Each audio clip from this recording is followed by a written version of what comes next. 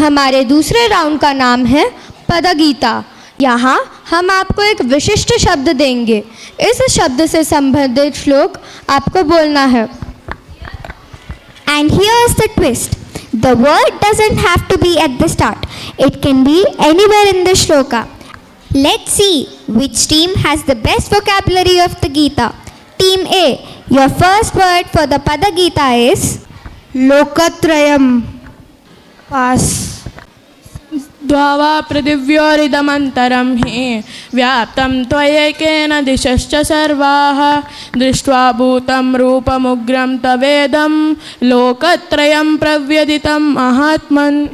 सहस्रेषु मनुष्याणां सहस्रेषु काचिद् यतति सिद्धये यततामपि सिद्धानां कश्चिन्मां वत्ति तत्त्वतः।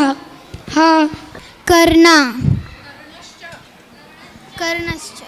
कर्णश्च भवान् भीष्मश्च कर्णश्च कृपश्च समितिञ्जयः अश्वत्थामा विकर्णश्च सौमिदत्तिस्तथैव च।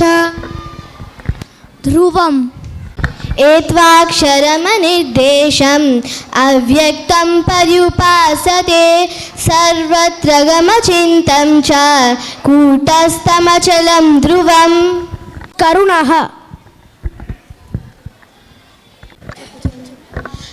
अद्वेष्टा सर्वभूतानां मैत्रकरुण एव च निर्ममो निरहङ्कारः समदुःखसुखक्षमी।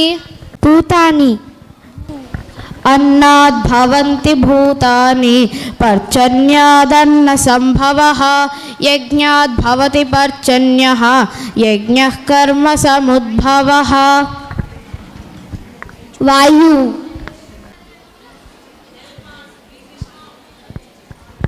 यथाकाशस्थितो नियं वायु सर्वत्र गोमहान् ततः सर्वाणि भूतानि मत्स्यानीति उपधारयात्।